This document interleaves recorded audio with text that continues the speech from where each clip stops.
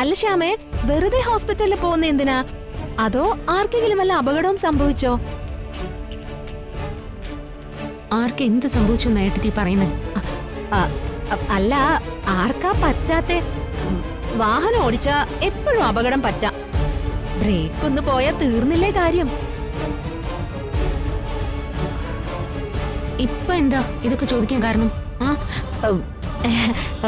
അല്ല, എന്തെങ്കിലുമൊക്കെ ചോദിക്കണല്ലോ എന്ന് കരുതി ചോദിച്ചതാ. ശരി, ഞാൻ കുറച്ച് തിരക്കില്ല, വിളിക്കാം. വസന്തരാമയും കൊച്ചുമോളും തീർന്നോന്നറിയാനുള്ള ആകാംക്ഷയിൽ വിളിച്ചു പോയതാ. ഇത് പ്രശ്നമാവോ? എന്തായാലും വസന്തരാമയും ശ്രീകുട്ടിയും ഹോസ്പിറ്റലാണ്.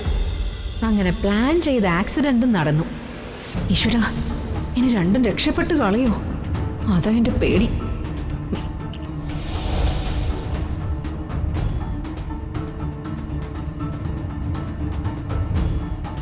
അപ്പൊ കാറിന്റെ ബ്രേക്ക് പോയത് യാദൃശ്ചികമല്ല, അത് മനഃപൂർവ്വം ചെയ്തതാ. അങ്ങനെ വരാനേ വഴിയുള്ളൂ.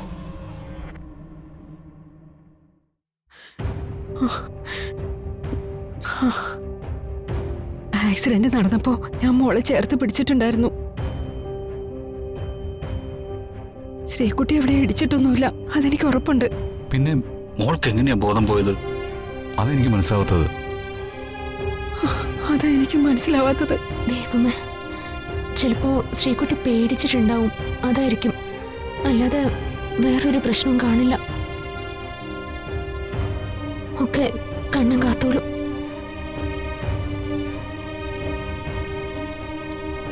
മോളെ, പേടിക്കാനൊന്നുമില്ല, മോള് കണ്ണു തുറന്നു. ഡോക്ടർ, മോളെ ഞങ്ങൾ കാണുമ്പോ ബോധം ഉണ്ടായിരുന്നില്ല.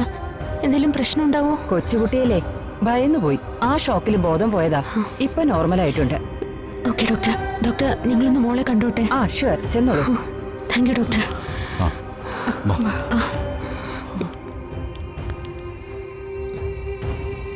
മോളെ, ശ്രീകുട്ടി പേടിച്ചു പോയോ? മോളേക്ക് മാറിക്കേ. മുത്തശ്ശിക്ക് എന്തെങ്കിലും പറ്റിയോ? ഇല്ല മോളെ, മോള് ഞങ്ങളെ പേടിപ്പിച്ചു കളഞ്ഞല്ലോ. പേടിക്കണ്ട കേട്ടോ. ഡ്രൈവർ അങ്കിളിനോ? ഇല്ല മോളെ, അങ്കിളിനൊന്നും ഇല്ല കേട്ടോ.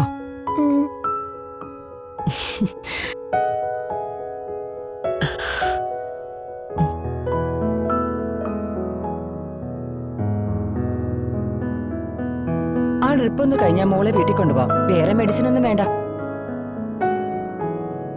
നിങ്ങൾക്കൊരു ചെക്കപ്പ് ഉണ്ട്. മറ്റൊന്നുമല്ല, ആക്സിഡന്റ് നടന്നതല്ലേ, ഒരു നോർമൽ ചെക്കപ്പ്. പേടിക്കാനൊന്നുമില്ല. ഞാൻ വന്നേക്കാം ഡോക്ടർ. ശരി.